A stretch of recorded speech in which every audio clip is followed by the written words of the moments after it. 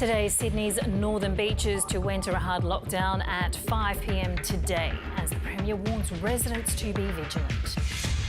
I do want to say to Greater Sydney, please do not go out tonight or the next few days unless you really have to. And states and territories implement restrictions on New South Wales travellers, throwing Christmas plans into disarray.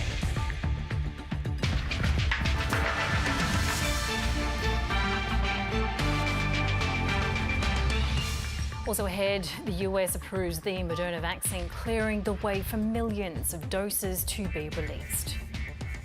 In Australia, to be looking for quick wickets when play resumes in the day-night test with India. The tourists hold a 62-run lead.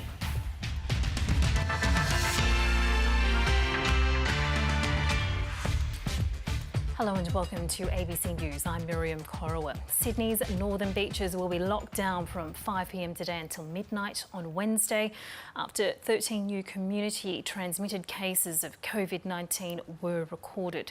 Reporter Timothy Swanston joins us now from Avalon. Tim, what do we know about these latest cases? Good afternoon, Miriam. Well, we've had the 23 new cases that have been recorded till the 8 p.m. period last night. We knew about 10 of those cases or so already. So 2 are currently under investigation, but it appears now that that cluster, the Northern Beaches Avalon cluster, has grown to about just shy of 40, probably about 39 cases or so. Now, the testing rate is quite high, especially for the region. Northern Beaches residents have been praised for the ability for them to go out and get tested. We've seen some pretty extraordinary queues this morning here at Avalon. I was earlier over in Manly, where there was the drive-through queues that were backed up early before even testing centres opened. So in the last 24 hours, there were some 12,000 tests. Now, with respect to the cases, it appears that they are quite confident that this is a new introduction to the community. Sewage tests have found that they only started picking up the COVID fragments from about the 16th of this month. So at least, in that respect, health authorities are quite convinced that this is a new introduction to the community, although the source is, of course, still under investigation at this stage. And Tim, we've had that public health order announced as well by the Premier. What does this new lockdown mean? That's right. I mean, of course, Northern Beaches residents had sort of already been asked to avoid non-essential travel as well as to wear masks inside venues. But now that's more or less been formalised with health orders that are going to be coming through from 5 o'clock this evening through to Wednesday. The Premier's described this as quite similar to the March-style lockdown that we saw earlier in the year, essentially with 4 key reasons for being allowed to travel. Here's what she said at the press conference not too long ago. It's okay to go out and exercise. It's okay to go out and do essential shopping. So don't panic buy, please. You can go shopping anytime. It's okay to go out and do work. It's okay to go out for compassionate grounds, including emergency medical treatment or anything else, or to visit an isolated relative, etc. So please know that those 4 basic reasons we had back in March, when we asked people to follow those restrictions, will apply to the Northern Beaches community only from 5 o'clock today until midnight on Wednesday. And we're hoping that will give us sufficient time to get on top of the virus so that we can then ease up for Christmas and the new year moving forward. So the Premier, of course, really hopeful that that kind of March-style lockdown will bring the virus under control in the Northern Beaches region here. The Health Minister, Brad Hazzard, was very strong on this point, though, and essentially urged residents to abandon their plans. You should actually be not going anywhere in any substantial groups today, right from now, in fact, for the last couple of days. So if you have got lunches with a whole lot of friends today, cancel it. If you were going out to big functions this afternoon, cancel it. If you were going to a gym, well, hopefully the gyms have closed. They'll be closed by 5 p.m, but I wouldn't be going to a gym. We have an outbreak at Avalon. We do know that the numbers are increasing. We do know that we need to be really, really cautious. And we do know that as a broader aspect, we have an obligation as Northern Beaches residents to get rid of this virus as quickly as possible to make sure it doesn't get out beyond the Northern Beaches. That's Brad Hazzard there. And Tim, what has the Premier had to say for residents in the rest of Sydney? Well, look, ultimately it appears that health authorities are saying that, well, they're relatively convinced that there hasn't been seeding yet outside of the Northern Beaches community with respect to the virus. However, they did put Greater Sydney on notice quite some time ago, saying that they should be on high alert. The Premier has flagged that they are looking at perhaps increasing restrictions in Greater Sydney. However, but of course, health authorities are monitoring this situation very closely with respect to further cases today. They said that that'll be reported tomorrow, but they are expecting a very similar number, if not more. Our reporter Tim Swanston there from Avalon in Sydney's Northern Beaches. And the Australian Government's Acting Chief Medical Officer, Professor Paul Kelly, will be providing an update on COVID-19 shortly. We'll be bringing that to you live as soon as that gets underway. A number of states and territories were swift to update their coronavirus restrictions in response to Sydney's Northern Beaches cluster. Western Australia has announced anyone from New South Wales entering the state will now have to self-quarantine for 14 days. Reporter Herlyn Kaur joins us now from outside a testing clinic in Perth. Herlyn, what's the situation there? Well, the mad rush to test the almost 5,000 New South Wales arrivals in Perth has finally died down after those travellers were ordered to get tested. I'm currently outside a COVID clinic. As you can see behind me, there are no lines. It's very quiet here. We've only seen about a couple people trickle through to get tested. And that's a stark difference to what we saw yesterday and the day before. The Department of Health has said that yesterday it was about 2,500 people who have been tested, and the day before it was about 2,000 people that were tested, but it is uncertain how many of those are New South Wales travellers. Right now it's really a wait and see situation here to see if any of those that have been tested from New South Wales return a positive result. And Herlyn, are we expecting any changes to border arrangements?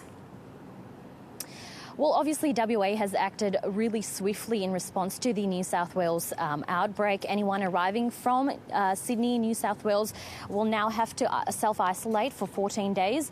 And while we are still expecting flights coming through from Sydney today, the WA Premier, Mark McGowan, has remained really tough on those travellers, saying that they will have to self-quarantine, of course. And he has said that he will not hesitate to reimpose the hard borders if needed. And any West Australians thinking about travelling are being urged to not and to stay put here in WA. Reporter Herlyn Kaur with the latest there from Perth. Travellers arriving in Queensland from Sydney's Northern Beaches must now enter hotel quarantine for 2 weeks at their own expense. The changes came into effect overnight in response to the growing COVID-19 cluster in the area. Reporter Baz Murdoch is at Brisbane Airport. Baz, what's happening where you are? Well, right now, as you said, I'm at Brisbane Airport. Now, it's cleared out a bit behind me, but we just had 3 flights land from Sydney, so that's a total of 5 today. We've spoken to many of the travellers. Many of the travellers have actually brought travel plans forward and, you know, to get here for Christmas. As you mentioned, from 1 a.m. this morning, any traveller who has been in the Northern Beaches since the 11th of December and flies into the state will have to go into mandatory hotel quarantine. Now, the Premier, Anastasia Palaszczuk, tweeted this morning, we've had 0 cases this morning, and that's despite testing being ramped up in the south of Brisbane and on the Sunshine Coast. Yesterday, the Chief Health Officer told people that if they had been in the Northern Beaches area since the 11th of December and they were already in the state, they were required to quarantine in place, monitor their health and get tested immediately if they noticed any symptoms. Now, some of those travellers, as I mentioned before, they've actually brought their plans forward, and that's been sparked by, I guess, a bit of anxiety around the borders. They're concerned that there may be a reaction from the Queensland government and they may come down hard and close the border completely. Here's what some of those travellers had to say. I mean, I think it's just inevitable that this thing's going to keep cropping up here and there. Seen an element of complacency creeping in Sydney, and look, even I didn't wear a mask on the train for the first time in months on Tuesday, and sure thing, the next morning it all kicked off again. So, you know, I think if everyone just, you know, keeps precautious, then hopefully things can be managed. And Baz, you mentioned there that COVID testing is being wrapped up in some locations. What's the latest with that? Well, the Chief Health Officer announced yesterday that they would ramp up in South Brisbane and in the Sunshine Coast. Now, that was a result of a woman in her 50s who travelled from Sydney to Brisbane on December 16. She unknowingly had COVID-19 and drove up to the Sunshine Coast. So we're expecting more and more people to be getting tested today. She did stop for lunch in a hotel in South Brisbane, the Glen Hotel. Now that has reopened today. That closed yesterday for deep cleaning. And the Chief Health Officer has said that everyone that they're concerned about will be contacted for contact tracing. So that includes people sitting in the rows in front of the woman on the Virgin flight, those in the rows behind, the rows adjacent, and those who may have come into close contact with her in that hotel in South Brisbane. Our reporter Baz Ruddick there with the latest from Brisbane.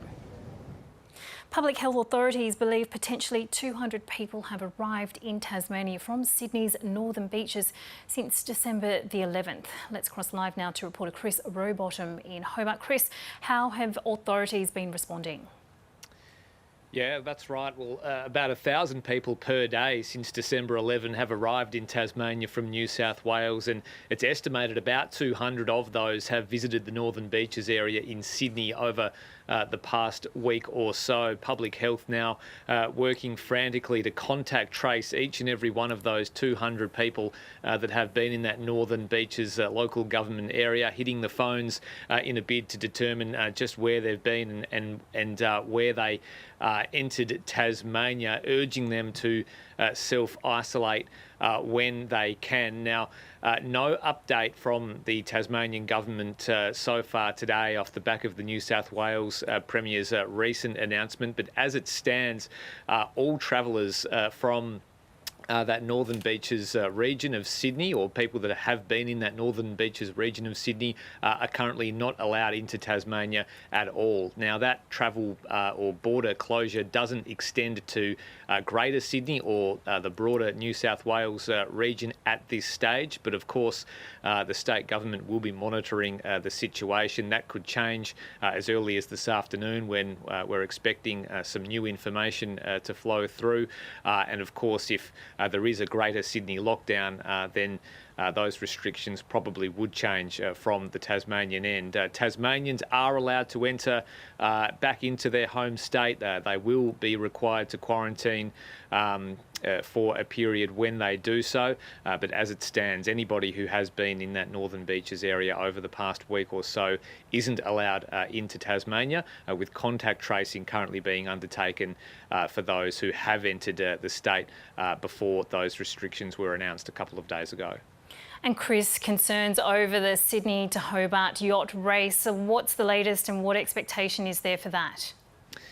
Yeah, well, we're still waiting to hear some more information from the Cruising Yacht Club of Australia. No update since 9 o'clock this morning. Certainly nothing off the back of the New South Wales Premier's announcements a short time ago. Certainly, though, a lockdown of the Greater Sydney area, if that was to come into play, would almost certainly spell the end for this year's race. The Northern Beaches itself puts the race in jeopardy due to the strong link between the Northern Beaches region and sailing and yachting in general in Sydney. So many crew members and boat owners and people that work in the Northern Beaches area who have a link to the Sydney Hobart or are planning to participate in the Sydney Hobart will now, as it stands, be not able to enter Tasmania. The state government have made it clear that there'll be no special treatment for Sydney Hobart sailors looking to enter Tasmania if they've been in the Northern Beaches region. No exemptions will be granted, or they're very unlikely to be granted.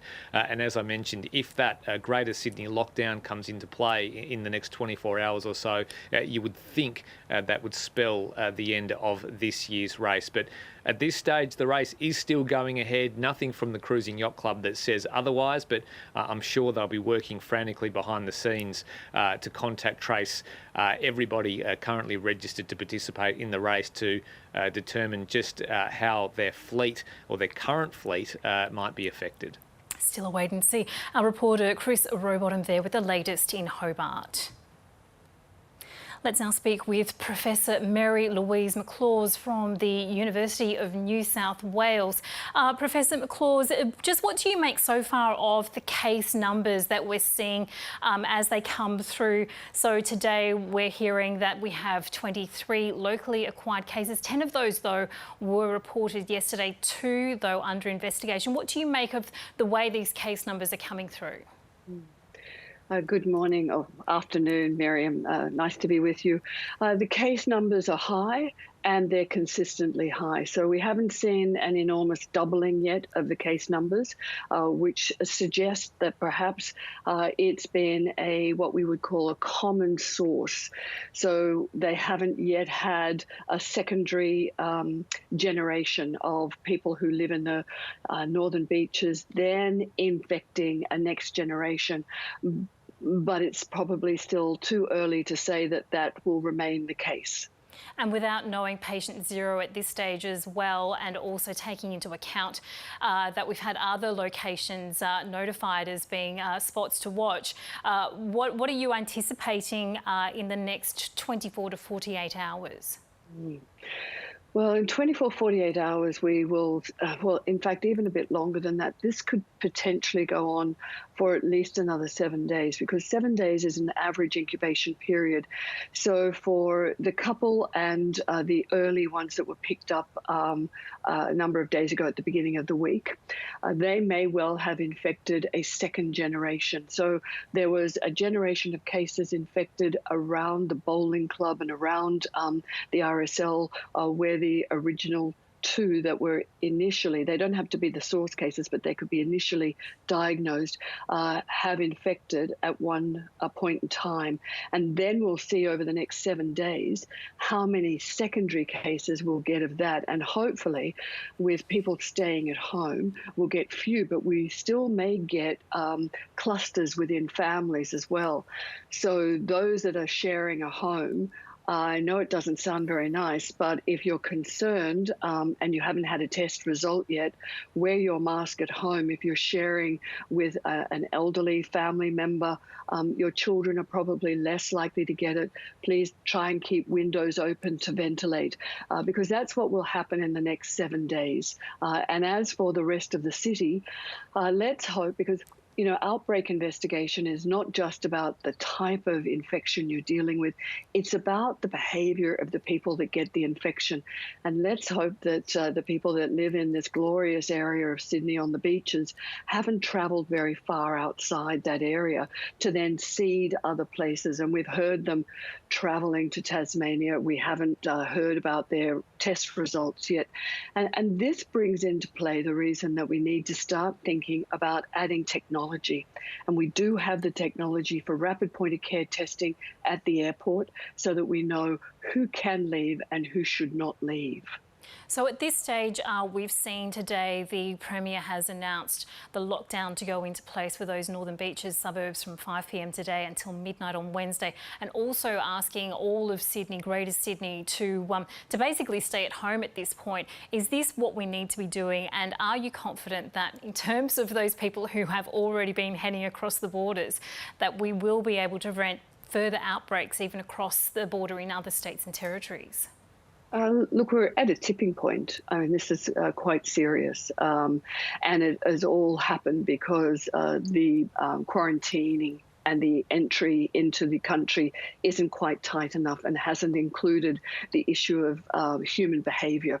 And you can't have a system that requires everybody to do the right thing. They either don't know what the right thing is if they've arrived, or, human nature is that we often think we can beat the system. And so that needs to be tightened up. But in the meantime, we are on a tipping edge. And I can only hope that it remains focused in the northern beaches, but if it goes across all of Australia, then we go to a more tightening, borders staying up, people having to be in lockdown. But this requirement for the next 5 days, today and all the way to Wednesday, is a minimum incubation period. The incubation period is 5-6 days. And that buys them enough time. But the worrisome is that there'll be second generation of cases. So those that have tested positive now and in the last few days may infect others, even in home isolation. So they need to stay home. And all of us need to stay home when we don't actually need to go out. We all need to wear our masks. And it really needs to become mandatory. I mean, I've seen your news where people are in the airport, some wear masks, some don't. If you don't make it mandatory for all of the pandemic period, then you will have an increased problem when you do have a seeding in the community. And one of the men that was interviewed said that we've become complacent. Well, we've just become safe. So what we need to do is improve our safety by every time you enter a public transport system, in the airport, in the bus terminal, in the plane, in the bus, wear your mask, regardless of what the level of infection is in the community. And Professor McLaws, you make a really important point there about the critical factor where human behaviour is concerned, because of course this all comes just before Christmas. People are desperate after such a long pandemic period already to have that quality time with family. Do we have the resilience as a government and also within the community to continue to see off outbreaks like this? We do have resilience. The Australians are highly resilient, peaceful and cooperative. I mean, occasionally we like to break the rules, and that's why systems need to block all possibility of those of us that break the rules inadvertently or deliberately, because there are a few of us that do that. But generally, Australians are quite remarkable. We have to give ourselves that accolade. So we do have this resilience, whether or not the economy has the resilience of opening and closing borders. But if we actually added testing, rapid testing every time we wanted to travel interstate, that would get rid of that problem. If we added rapid testing for everybody without exception, including overseas crew members, getting tested so we knew what we were dealing with, so that we could then put them safely away from the general community, we wouldn't have to be as resilient as we are, but we will get through this. And how should we be looking towards the issue, obviously, of a vaccine? We're seeing it being rolled out internationally. We've just had the announcement in the United States of the Moderna vaccine being approved and going into distribution. Is that playing into people's minds somewhat that, you know, vaccines are now becoming available and perhaps we don't need to adhere to quite the level of, behavioural constraints that we have done so far? I think the public need to understand that these vaccines, the efficacy doesn't prevent everybody from getting COVID. It prevents people from getting serious COVID and symptomatic COVID. The trials haven't been going on for long enough to be able to be definite that it will prevent all levels of infection. So if you get vaccinated, you may still get asymptomatic or silent COVID and sadly inadvertently give it to somebody whose vaccine just didn't take because of their elderly immune system or for another reason. So we still have to be COVID responsible when we do get the vaccine, because while our elderly may have much less risk of dying when they're vaccinated, there'll be many elderly and people in the community who are immunosuppressed who can't be vaccinated, and we need to look after them. So we need to be very safe and responsible even after being vaccinated until we get those definitive results from the trial researchers that says we are protected from even getting a silent COVID. Professor Mary Louise McLaws, wonderful to speak to you. Thank you so much for your time with us on ABC News. Thank you, Miriam. Take care. Now, we are also standing by to hear from the Acting Chief Medical Officer, Paul Kelly, to provide a national coronavirus update. We have that image there of the shot from Canberra. We'll bring that to you once that gets underway. Now to other news. A 17-year-old girl has died and another is in a critical condition in hospital after being stabbed in Sydney's west overnight. Emergency services were called to the Meriton apartment complex in Parramatta last night after reports of an incident and found 2 teenage girls suffering stab wounds. Police have arrested a 19-year-old man known to the girls over the incident. Investigators from the Parramatta Police Local Area Command and the State Crime Command Homicide Squad have commenced Strike Force Ben Bullen to investigate the circumstances surrounding the death of the 17-year-old as well as the stabbing of the other 17-year-old girl. Approximately 2:50 a.m. this morning, a 19-year-old male attended Parramatta Police Station voluntarily in company with his father. He was placed under arrest and is currently assisting police with inquiries. Arson squad detectives are investigating after the bodies of 2 people were found at the scene of a house fire in Melbourne's north this morning. Emergency services were called to Keats Avenue in Kingsbury just after 3:30 and found the house well ablaze. 2 people were found inside after the fire was extinguished. The cause of the blaze has been deemed suspicious.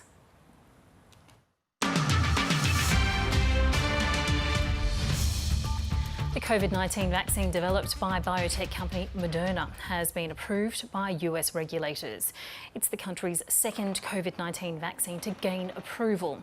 The Food and Drug Administration gave emergency authorization to the US-made jab about a week after approving a Pfizer and BioNTech vaccine, which is now being distributed.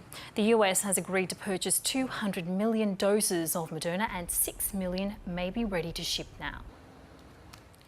Staying in the United States, and the Vice President Mike Pence has become the highest-ranking American leader to take a coronavirus vaccine in a nationally televised event. Greg Jennett has more from Washington. Backstory to why the president isn't rushing out to be among the first political leaders, at least, to receive this Pfizer vaccine, the only one that's been approved so far for emergency use in America. One reason why the president hasn't is, of course, because there's a level of immunity, and he is taking advice from doctors about how high that immunity is likely to be because he was himself infected by the coronavirus. But another part of the explanation lies in Mike Pence himself. He's been far more active on the coronavirus task force and on Operation Warp Speed in getting things to the point where there are, well, very shortly going to be 2 vaccines approved in the United States, and he's taken a very active interest in the whole Warp Speed logistical operation as well. So that makes him a natural candidate.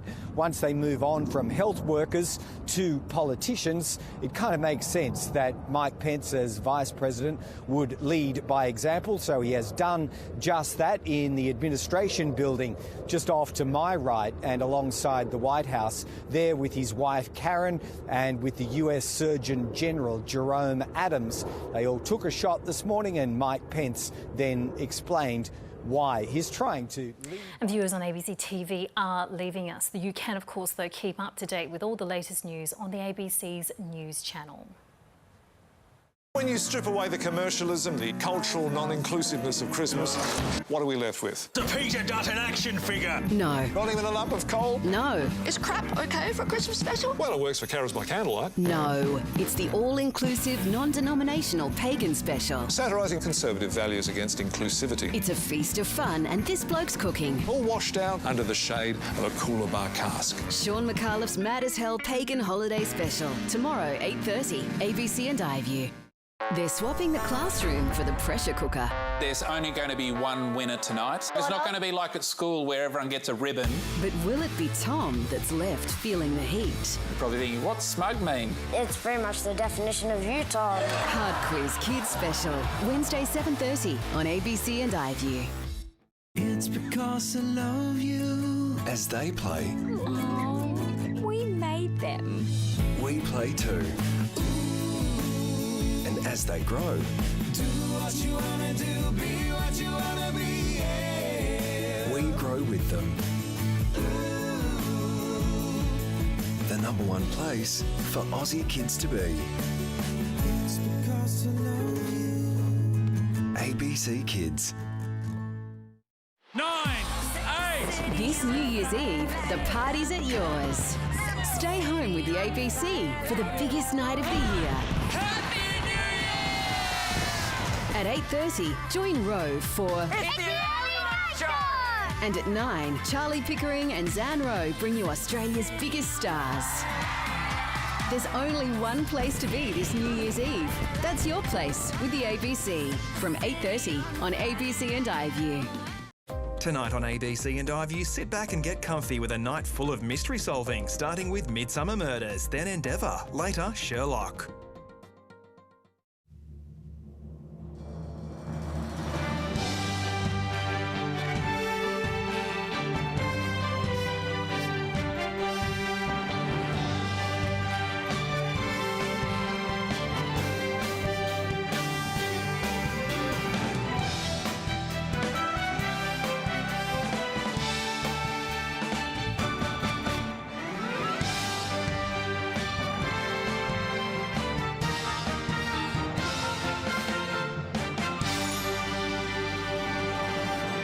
Welcome to the London Palladium for the Royal Variety performance in the presence of their Royal Highnesses, the Duke and Duchess of Sussex. The show is in aid of the Royal Variety charity, of which Her Majesty the Queen is patron. Their Royal Highnesses are introduced to Laurie Mansfield, Life President of the charity, and its chairman, Giles Cooper. The royal party greets some of the stars of tonight's show, Jamal Westman and Rachel John from Hamilton, as well as Take That.